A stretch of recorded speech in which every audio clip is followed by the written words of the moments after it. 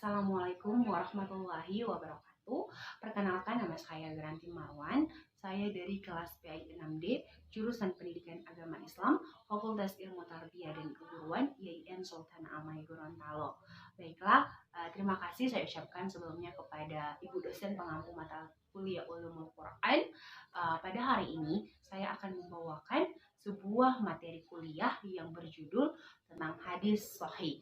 Nah, sebelum kita masuk lebih dalam lagi kepada materi belajar, saya akan menjelaskan dulu apa sih itu hadis. Hadis merupakan sumber hukum Islam yang kedua setelah adanya Al-Quran.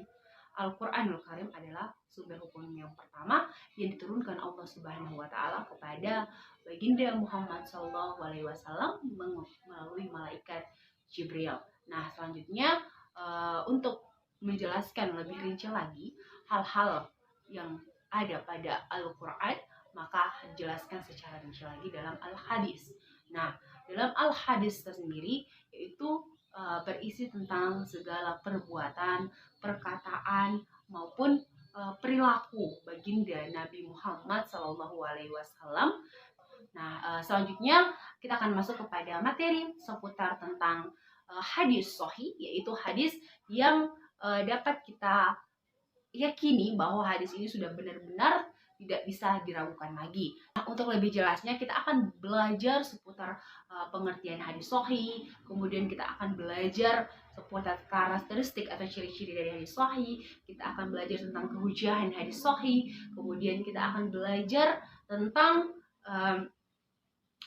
macam-macam hadis sahih dan contoh hadis sahih. Nah, yang pertama saya akan menjelaskan tentang pengertian dari hadis sahih. Menurut ahli hadis, hadis sahih adalah hadis yang berkesinambungan sanadnya. Artinya, hadis ini dikutip oleh orang yang cermat dan adil dari orang yang sama dan kemudian berakhir pada Rasulullah SAW.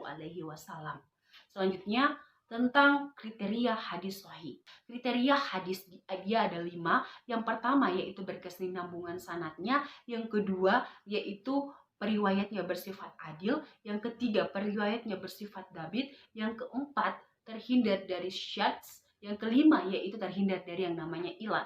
Kriteria yang pertama yaitu dia berkesinambungan sanadnya.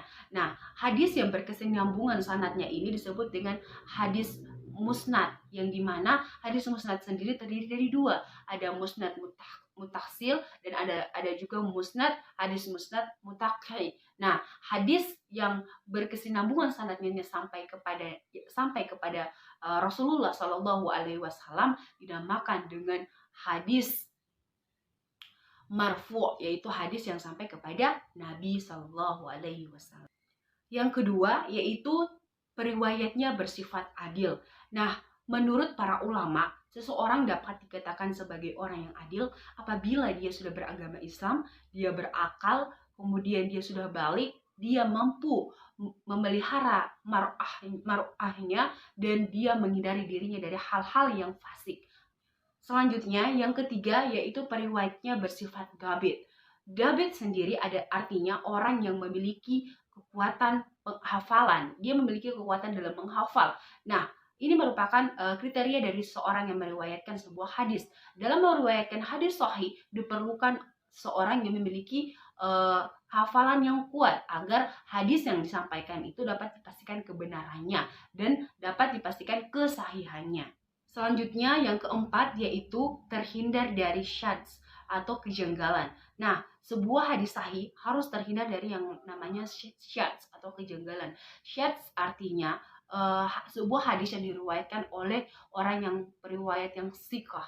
Nah, ciri-ciri dari hadis yang syadz ini adalah sanadnya itu lebih dari 1, kemudian yang kedua diriwayatkan oleh orang yang thiqah, yang ketiga yaitu dia matan atau sanadnya itu mengandung pertentangan.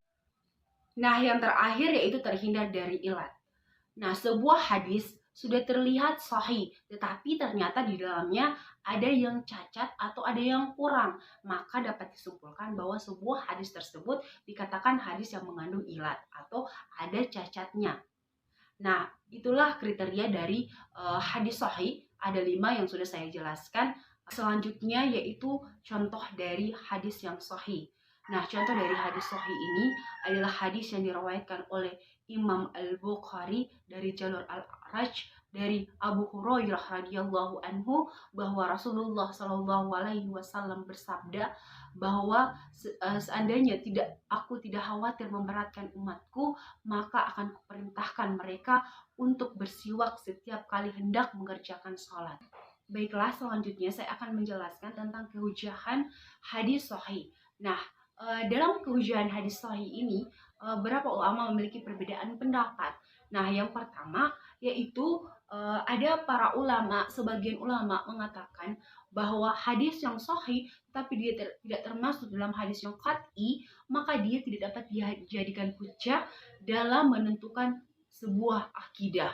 Kemudian yang kedua yaitu adalah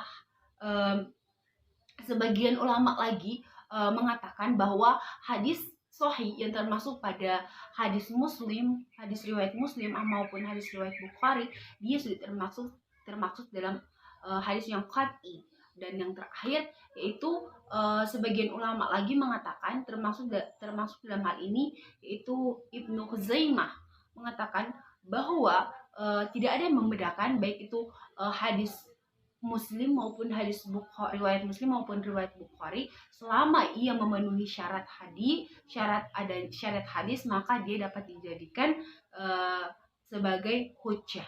Nah, selanjutnya saya akan menjelaskan tentang kitab-kitab yang mengandung hadis sahih, seperti ada Sahih Muslim, Sahih Bukhari, kemudian ada Mustadrak Al-Hakim, ada Sahih Ibnu Hibban, ada Sahih Ibnu Khuzaimah, dan masih banyak lagi hadis-hadis yang sahih.